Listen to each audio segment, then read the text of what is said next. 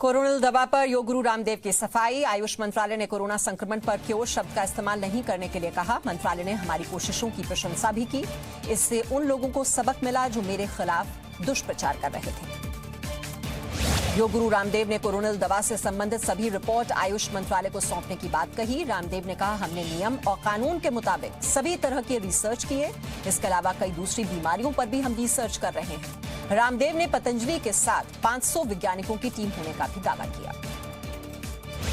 रामदेव ने इस दवा में औषधियों की तय मात्रा होने का दावा किया। कहा, हमने कानूनी प्रक्रिया के तहत रजिस्ट्रेशन कराया, साथ ही क्लिनिकल कंट्रोल ट्रायल नियमों के मुताबिक ही किया गया। इसलिए हम आयुर्वेद के सत्य को मिटने नहीं देंगे।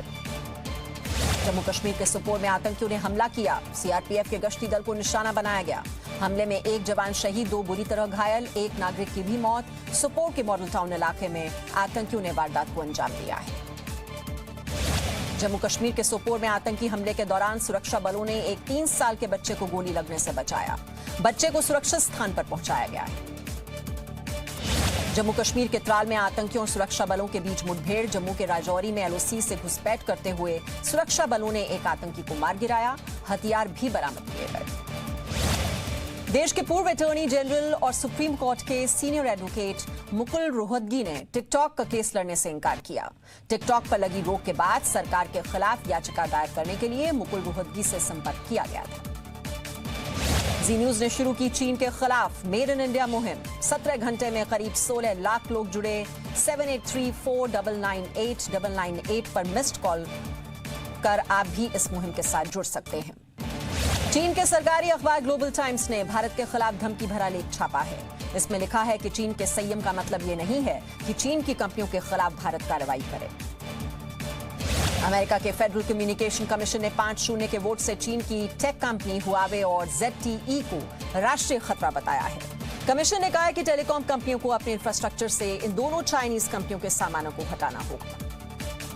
ब्रिटेन की संसद में चीन को लेकर चर्चा हुई। ब्रिटेन के सांसदों ने सीमा पर चीन की गतिविधियों को आक्रामक विस्तारवाद माना। ब्रिटिश सांसदों ने कहा, चीन ने दुनिया को कोरोना वायरस की सही जानकारी देर से दी। हांगकांग में मानवाधिकार के उल्लंघन की भी बात कही। आतंकी संगठन अल बद्र से चीन की सांठगांठ हो रही है। सूत्रों के मुताबिक पाकिस्तान के कब्जे वाले कश्मीर में अल बद्र के आतंकियों ने चीन के अधिकारियों से मुलाकात की थी। अल बद्र भारत और अफगानिस्तान में आतंकी हमले करता रहा है। ई कॉमर्स वेबसाइट पर बेचे जा रहे उत्पादों को बनाने वाले देशों का नाम बताने पर नोटिस। दिल्ली हाईकोर्ट ने अमेजॉन, फ्लिपकार्ट समेत दूसरी ई कॉमर्स साइट्स को नोटिस जारी किया। याचिका में उस देश का नाम बताने को जरूरी करने की अपील की गई है। आज से पूरे देश में अनलॉक 2 शुरू हो गया है। गाइडलाइंस के मुताबिक metro, cinema hall, gym, swimming pool 31 जुलाई तक नहीं खुलेंगे। अंतर्राष्ट्रीय उड़ानों पर भी रोक जारी रहेगी। स्कूल, कॉलेज, कोचिंग इंस्टीट्यूट भी 31 जुलाई तक बंद रहेंगे। आज से बैंकिंग सेवाओं से जुड़े कई नियम बदले। बैंक खाता धारकों को आज से कम ब्याज मिलेगा। देश भर में एटीएम से पैसा निकासी पर मिलने वाली छूट खत्म हो जाएगी। बचत खाते में मिनिमम बैलेंस में छूट का नियम भी आज से खत्म हुआ। राष्ट्रीय डॉक्टर दिवस के मौके पर प्रधानमंत्री मोदी ने डॉक्टरों को शुभकामनाएं दी हैं। डॉक्टरों के सम्मान में एक वीडियो भी ट्वीट किया गया। कोरोना काल में हमारे डॉक्टर देश के सबसे बड़े योद्धा हैं। देशवासियों से डॉक्टरों का हौसला बढ़ाने की अपील।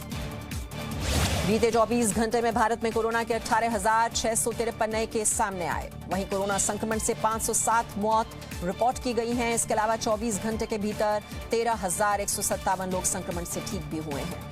भारत में अब तक कोरोना के कुल केस 5,85,493 हो गए।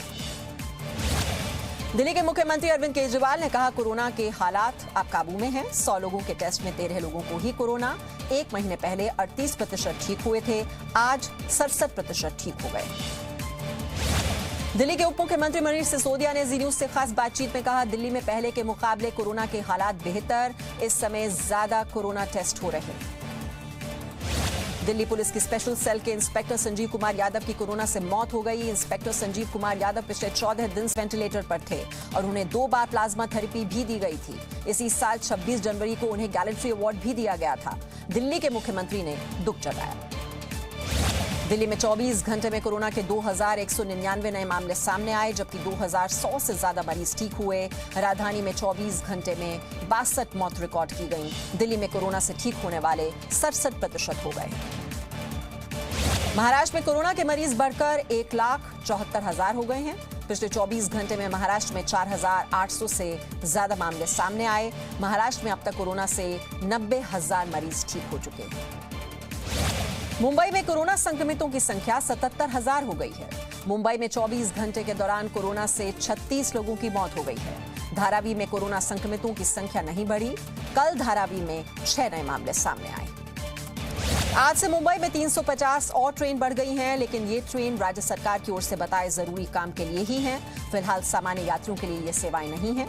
मुंबई की लाइफलाइन कही जाने वाली लोकल ट्रेन मार्च से बंद है। कोविड-19 के तेजी से हो रहे प्रसार के चलते ये फैसला लिया गया है। कोरोना संक्रमण के खतरे को देखते हुए इस बार मुंबई के सबसे लोकप्रिय गणपति लाल बाग के राजा की स्थापना नहीं की जाएगी। इसकी बजाय मंडल के सदस्य 11 दिन तक ब्लड और प्लाज्मा डोनेशन कैंप लगाने का फैसला कर रहे हैं। महाराष्ट्र के मुख्यमंत्री उद्धव ठाकरे परिवार के साथ पंढरपुर के प्रसिद्ध विट्ठल मंदिर में पूजा करने के लिए पहुंचे। सभी ने मास्क पहन रखा था। मुख्यमंत्री उद्धव ठाकरे ने कोरोना से मुक्ति के लिए भगवान विट्ठल से प्रार्थना की। मुंबई में एक जोड़े ने पीपी किट पहनकर शादी की। समारोह में 2 गज की दूरी का पालन भी किया गया। शादी समारोह में सीमित लोग ही शामिल हुए। राज्य सरकार शादी समारोह में शामिल होने के लिए पहले ही निर्देश जारी कर चुकी है। महाराष्ट्र के सरकारी दफ्तरों में मराठी भाषा का इस्तेमाल जरूरी किया गया। उद्धव सरकार ने आदेश जारी किया। आदेश के मुताबिक सरकारी कामकाज में मराठी का इस्तेमाल नहीं करने पर इंक्रीमेंट रोका जा सकता है। पहले भी इस बारे में आदेश जारी किए जा चुके हैं, लेकिन कभी सख्ती से पालन नहीं किया गया। आज से कोलकाता का मशहूर कालीघाट मंदिर खोल दिया गया है। मंदिर खुलते ही बड़ी संख्या में श्रद्धालु मंदिर पहुंच रहे हैं। भक्तों को एक ही गेट से मंदिर में प्रवेश दिया जा रहा है। सामाजिक दूरी के साथ ही प्रवेश द्वार पर सैनिटाइज भी किया जा रहा है। आंध्र प्रदेश में मुख्यमंत्री जगनमोहन रेड्डी ने विजयवाड़ा में 1088 एम्बुलेंस को एक साथ लॉन्च किया। आज लॉन्च की गई हर एम्बुलेंस में इमरजेंसी सेवा उपलब्ध है। आंध्र प्रदेश सरकार ने इस पर करीब 201 करोड़ रुपए खर्च किए हैं। आज विजयवाड़ा की सड़कों पर सिर्फ एम्बुलेंस ही दिखाई दे रही है।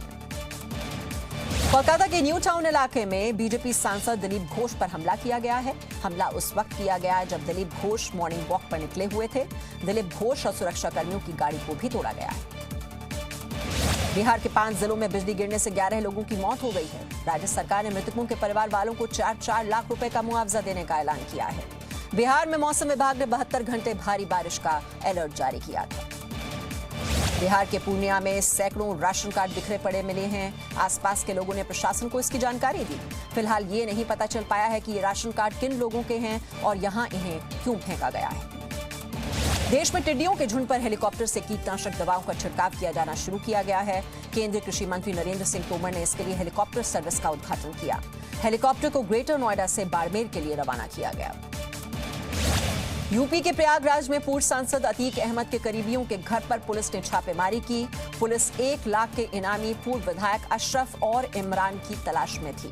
दोनों नेता योगी सरकार बनने के बाद से ही फरार चल रहे हैं। यूपी के आगरा में बड़े पैमाने पर बैंक धोखाधड़ी के 4 आरोपी पकड़े गए। गैंग का सरगना मयंक अभी भी फरार है। ये गैंग चुनिंदा लोगों के फर्जी दस्तावेज बनाकर उस पर कर्ज ले लेता था। एक मामले की छानबीन में यह खुलासा हुआ है। छत्तीसगढ़ के दंतेवाड़ा में 2 लाख रुपए के इनामी बदमाश ने पुलिस के सामने आत्मसमर्पण किया। पुलिस नक्सलियों के आत्मसमर्पण को लेकर अभियान चला रही है। बदमाश कई गंभीर अपराध में आरोपी है।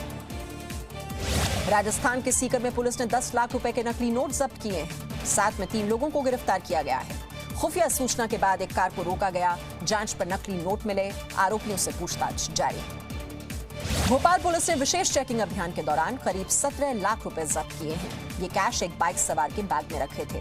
पूछताछ के दौरान वो कोई संतोषजनक जवाब नहीं दे पाया। पुलिस को शक है कि ये बाइक भी चोरी की है। छत्तीसगढ़ के जशपुर में बदमाशों ने एक बुजुर्ग की हत्या कर दी। हत्या पुलिस चौकी के काफी करीब की गई। पूरी घटना पास लगे सीसीटीवी कैमरे में रिकॉर्ड हो गई है। पुलिस आरोपियों की पहचान की कोशिश में जुटी है। राजस्थान के जोधपुर में घर पर हुए हमले का सीसीटीवी वीडियो वायरल हो रहा है। ये घटना 2 दिन पहले की है। बदमाशों ने घर में मौजूद लोगों को पीटा और सामानों में तोड़फोड़ भी की गई और इस घटना से जुड़े आरोपी अभी पकड़े नहीं गए हैं। कर्नाटक के तुमकुर जिले में एक चरवाहे के कोरोना पॉजिटिव पाए जाने के बाद आसपास की 50 भेड़ों को आइसोलेशन में रखा गया है। गांव वालों का कहना है कि इन मवेशियों की तबीयत खराब हो रही थी, जिसके बाद पशुपालन विभाग को इसकी जानकारी दी गई। काशी विश्वनाथ मंदिर का प्रसाद अब घर बैठे मिल जाया करेगा। इसके लिए विश्वनाथ मंदिर ट्रस्ट और डाक विभाग ने मिलकर भक्तों के लिए ऑनलाइन प्रसाद सेवा की शुरुआत की है। हरियाणा के फरीदाबाद में पुलिस ने कांवड़ यात्रा के लिए खास एडवाइजरी जारी की है। लोगों से अपील की गई है कि इस साल वो कांवड़ यात्रा न करें। लोगों के जुटने से कोरोना संक्रमण फैलने का खतरा बढ़ सकता है।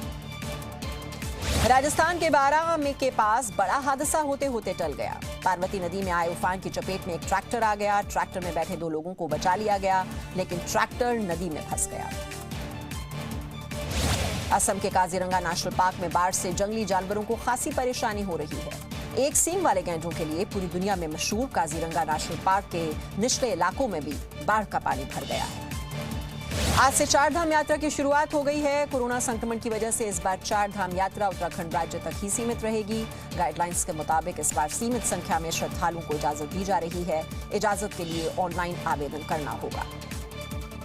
ईरान की राजधानी तेहरान में हुए गैस लीक में 19 लोगों की मौत हो गई है, जबकि कई लोग घायल हुए हैं। विस्फोट के बाद लगी आग पर काबू पा लिया गया है।